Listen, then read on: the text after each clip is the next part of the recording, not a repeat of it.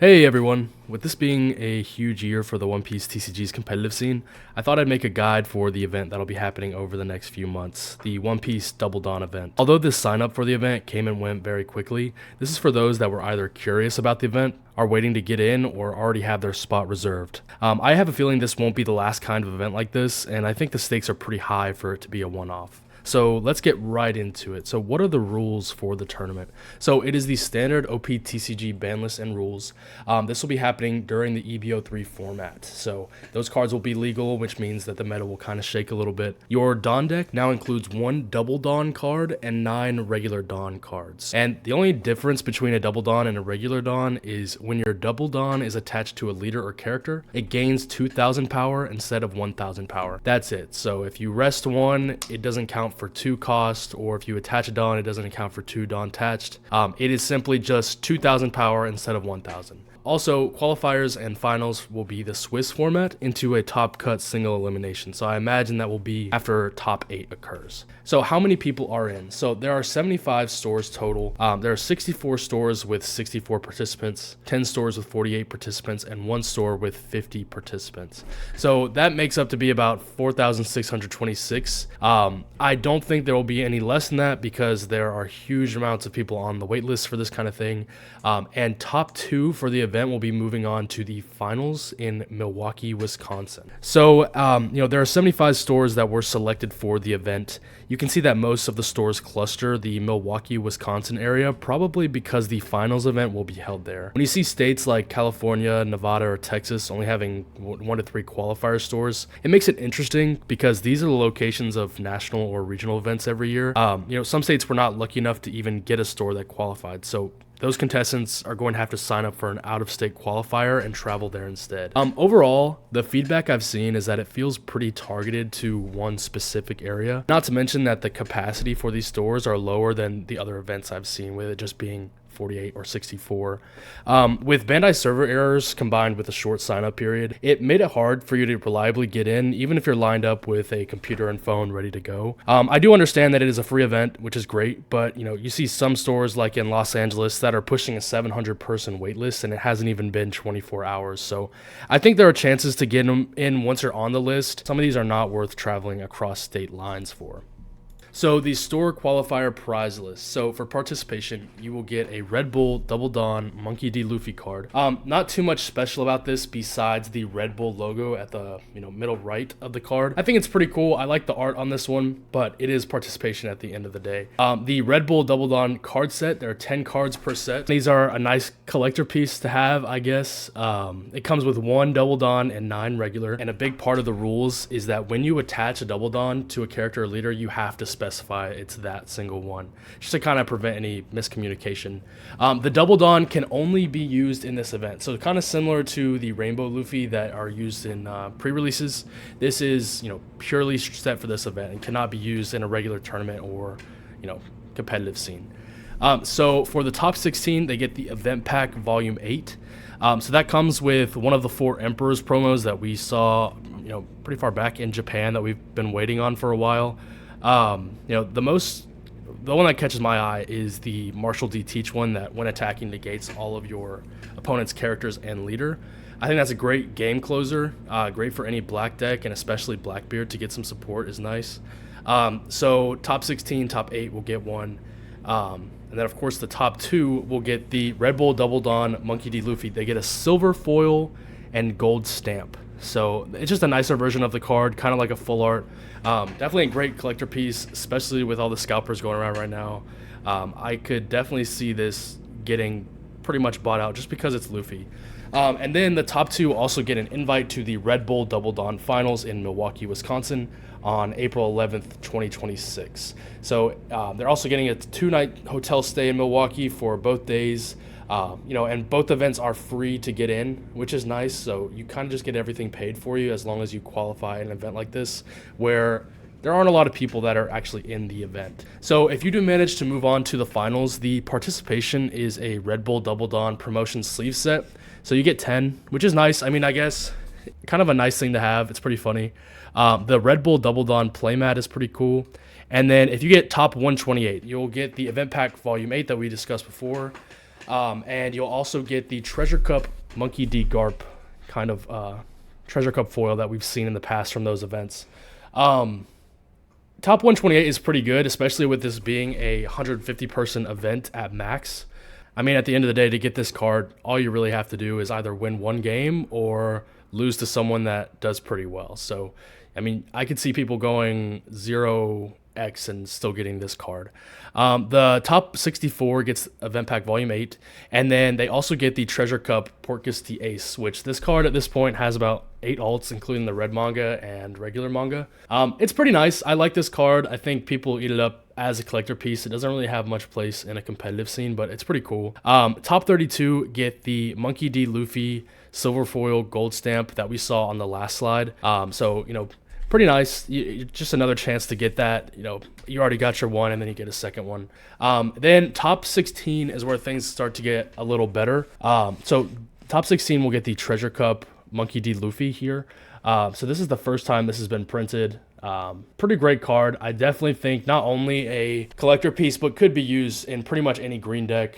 You know, especially with red green Luffy running around. I think this is a great alt. I think it'll be pretty expensive and definitely worth picking up. And then the top 8 is going to get this Roronoa Zoro serial leader card that was announced. I think they started pushing this out last year. Pretty great card, you know, especially for the top 8 to get. There's only 600. I definitely think this is a great chance to grab that. Even though that the stakes are pretty high, it's pretty easy for someone to slip in and, you know, do well in an event like this. And then third place gets a third place trophy. I don't know what the trophies look like. I'm not sure if they've been announced or if it's something we're going to find out closer to April when this happens. And then they get another promotion sleeve set, which I guess is nice. I guess if you get first place, I think you end up with 40, which sure, I don't know if that's just one per person but it's pretty cool. You get a second place trophy, and then the second place contestant gets the OP13 uncut sheet. So you have alt leaders, alternate art, character cards, SPs, mangas. You have the 5 elders. These are just the regular, not the demon pack set. It just comes out as a printed sheet that you can either keep in your collection, you can sell to a collector, or if you want, you can cut it out yourself. I don't think that's the best option, but it is pretty nice just to have a whole sheet of those. I've seen those go for a lot of money, but the champion will get the first place trophy, Event Pack Volume 8, the uncut sheet, and the sleeves as well. So really no big difference between getting second and first. You get the uncut sheet, the serial Zoro, all the cards mentioned before. So who should I play? Definitely leaders that get more value from attached dons. So one of the examples that people have been talking about, even just as an interesting pick, is the OP07 Monkey D. Dragon. That is activate main. Give up to 2 total of your currently given don cards to one of your characters. So swinging 8 at something and then attaching this 2 don to swing 8 elsewhere is pretty nice, especially in that, you know, aggro, power reduction, board spam, revolutionary package that Bello Betty normally runs. I could definitely see this coming out of nowhere and just, especially during the qualifiers, just catching people off guard. Aggressive and swarm decks, you know, something like Jinbei, I even have considered something like Bello Betty for something like this, even though I don't think she would get as much value as something like Rayleigh or Jinbei, but just because they actually use Dawn more than she does. And then, you know, OP13, EBO3 top leaders, you're going to see leaders like Emu, Ace, Mihawk, Boa for sure, just because those are the decks that are running around right now. There's really no wrong answer when it comes to the top cut there. And then you have, you know, just more aggressive decks like Bonnie or Zoro that, you know, swing high with the leader, play out characters, and can also do some pretty good board control at the same time. I definitely think this is a great chance for Zoro to come back. Even a lot of people have been saying if they see Mihawks in the event, they just lose. I kind of disagree. The Double Dawn just kind of makes up for the power gap between the two, the 1K, which, you know, isn't the best, but Mihawk's gonna be okay. And you're just getting more value for your restand events that you actually get to play out. Another thing I was considering are control decks, so Sakazuki, Lucci, Kobe, Green Jinbei, anything that kind of rests or KOs or bottom deck stuff and keeps building their board on top of it, just because I think we're going to be seeing a lot of board swarm decks. This is kind of the chance for, you know, chump bodies to get that extra value that, you know, are going to give extra 2Ks, extra cards, and this will be a good way to put a stop to that. So definitely going to be a shaken up meta, definitely a melting pot of all kinds of random stuff. So this is the first draft of a tier list that I've made. Kind of at the bottom, I could definitely see most of these leaders participating in something like this. One that I haven't put in this picture is going to be the red-green law from OP01. But as we move into this tier list, there are some leaders that, like the OP01 law, OP01 Luffy, that I included because they can do well in your store qualifiers, but actually they will be rotated out by the time April 11 hits. So you will not be able to play those cards. So it's going to be pretty interesting. Some people are going to be going into this event with a leader that they can't play at the finals, which we've seen in the past with ban lists and things like that. But so at the bottom, they gain some kind of boost or can get creative with the Dawn. From this rank in particular, I definitely think that Rosinante would be a slept-on leader for the qualifier. I think a lot of people don't have a lot of time to prepare, and they're going to be running into this with board swarm decks. Rosinante just pretty much shuts that down, keeps them rested, draws a bunch of cards. He blocks people from killing his sugar, and then he plays out that 8-cost kid that you just can't get rid of. Even with that extra Dawn, that character has just such a high power threshold, and that leader plays out so many blockers that he just doesn't care, and the Dawn attached to kid just makes him stronger. So I definitely think this is a sleeper pick for the qualifier, but unfortunately all the pretty good cards for that deck are going to be rotated out by the time the finals come. Just another comment about this row here. The red yellow Sabo running the Thriller Bark package is pretty good. You have a Dawn attached to him pretty much at all times, and you're just an undying deck. If I could push him up, I'd probably put him up to good Dawn usage. With the Thriller Bark package, you just can't die. I mean, I would imagine that some decks, especially if someone ended up trying to play Emu, you just deck them out. I mean, you're stronger, you can't die, you just set up your life with triggers that play triggers. You put 8-cost Moria into life that you can just play him out again and again and again. I've seen people just deck out regular decks with something like this. So I also think that he could be pretty good into an event like this. Just nothing too crazy about the Dawn. And then kind of moving into the control decks, I haven't done a lot of testing or seen a lot of testing with decks like this, but I've just known them to be great against aggro in the past. Anel running that Arc Maxim stage could be great for people that play Jinbei or Rayleigh or, any kind of board swarm chump bodies like that. Shanks was always good as control. Unfortunately, he doesn't do great into our current meta, but I could definitely see him doing well into something like this if someone really put the time in and ran that control build. Definitely an experimental row here. If you're a big control person, I'd love to hear your thoughts on something like this in the comments. But overall, they're just there to be there.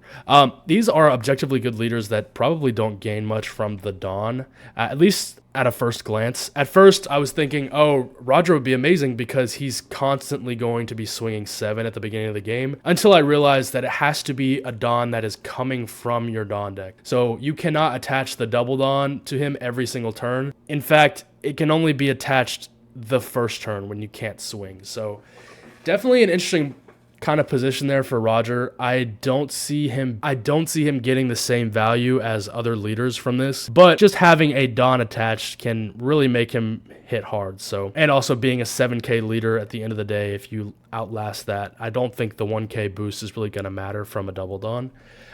Then you have leaders like Foxy, Robin, Kuzan that have just been getting buffs. Blue Nami that gets a pretty substantial buff in EBO3.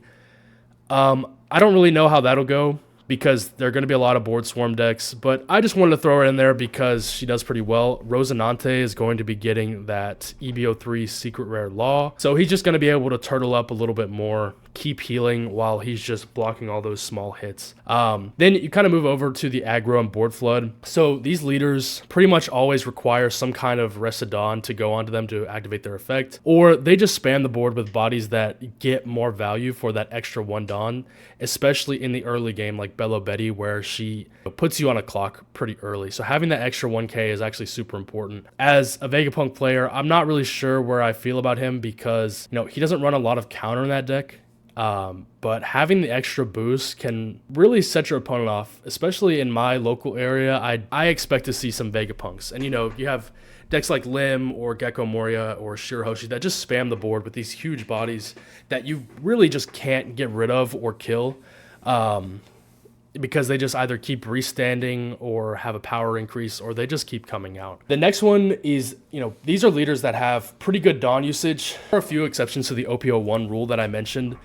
So you get the Zoro, the Luffy, Green Odin.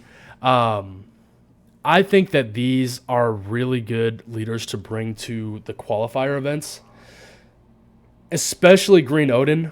I will say none of this is in any particular order. This is kind of just what I could throw into, the bins at the end of the day.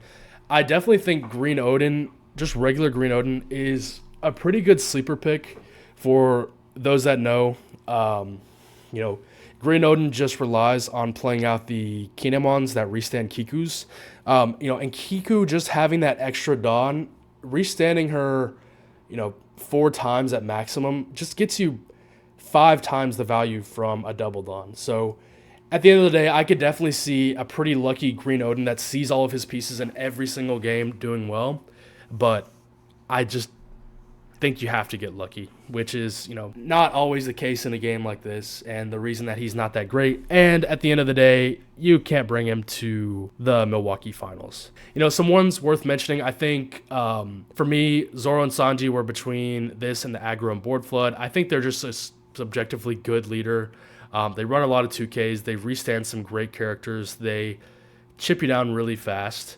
I definitely think I could see them doing well. And they have a Dawn ×1 effect. Alongside something like Katakuri, he's going to always have a Dawn on his leader. He's going to swing the 7, and then he's going to get an extra 1 from looking at his or the opponent's life. So he's always swinging 8, which is really nice into something like this. Blue Yellow Nami getting that support from EVO3 is great. He's going to be defending as a 7K leader. She's going to be swinging as a 7K leader, especially with us getting the girl promo here. I could definitely see her doing well. It just depends on what we see in a top cut of something like this. And, pretty much anyone in the good Dawn usage can kind of go back and forth between the best Dawn synergy and, vice versa.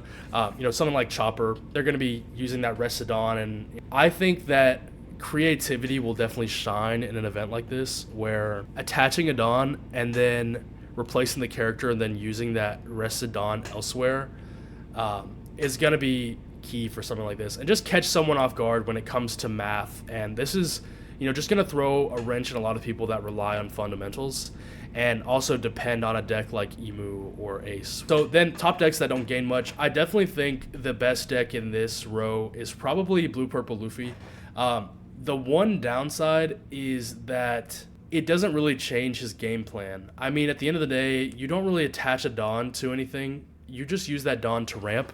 You're not really going to attach any Dawn to your leader or characters until you're ready to go for game. Being an 8K leader at the end of the day with the promo Roger is great, but I just don't really think he gains anything from this format compared to the others that get a lot of flexibility and creativity from just one small change. Yellow Luffy is also pretty popular in the West. Definitely think the sleeper card in this one is the Old Man Luffy that attaches a Rested Dawn to your leader. You're going to be swinging for 7 every single turn if you get that card out.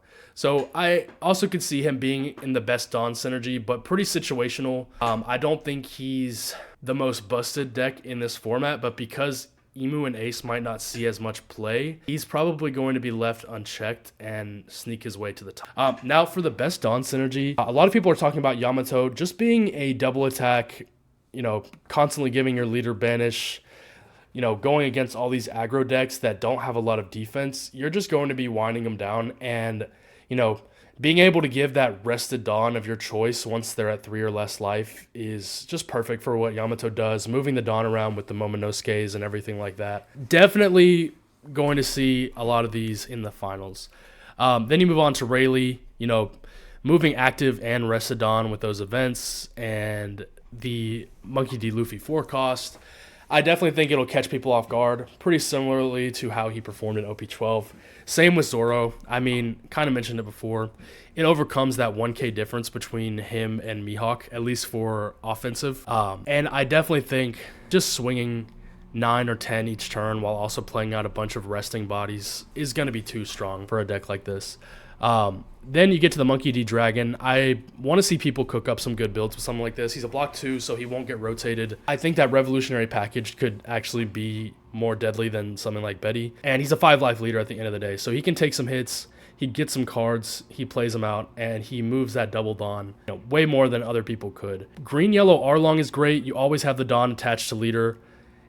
You are giving your leader double attack, banish, all that stuff, which is really nice. I definitely think a lot of Arlongs are running the Thriller Bark package, which is just going to be great in something like this. Your opponent is pretty much forced to swing at your life, and then you've got a board that they can't control. And I think that Green-Yellow Arlong is just going to be pretty deadly for a format like this. Then you get to Yellow Bonnie.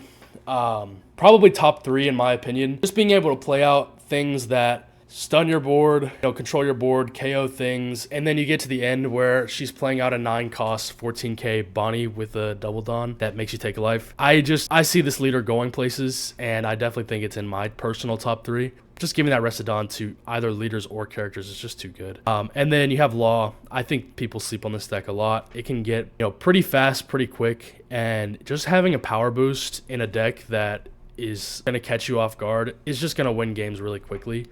Pretty much not much to say about that. If I could bring anybody from this list down one, it would probably be Law, just because he fits in with those standard aggro kind of board flood decks that do some wacky stuff. And then you have Jinbei. This is the deck that I'll be bringing to the event. I think the aggro version, where you play out the promo Arlongs, and you always have a Dawn attached to him, where he's now swinging at least 6 instead of just the regular 5, on top of making your opponent's bottom deck cards. Him running the Shirahoshi, which keeps your life and your board pretty healthy. And then, at the end, you're swinging 26,000 with your Rush Jinbei, unblockable. It's pretty hard to beat something like this. I think with the amount of 1 costs you run, attaching a Dawn to something, replacing it with a character, and letting that double Dawn come back to your board so you can use it on your leader effect is just getting more value than I think Jinbei has right now, and he's already a pretty strong leader in my opinion. And that's pretty much it. I mean, if you're curious about something like this, you can always go to the Bandai homepage and kind of read through yourself. Everything that I mentioned is pretty much on here. There is an official rule book as well. If you were able to get lucky enough to make it into something like this, congratulations. Definitely wish all contestants the best. Definitely going to see a lot of different rogue decks, and especially with nationals and regionals coming around, I definitely think this will be a nice, fun event for people that didn't get in those, and people that, are trying to do something different than just the meta. So thank you guys for watching. I really appreciate it, and I'll see you in the next one.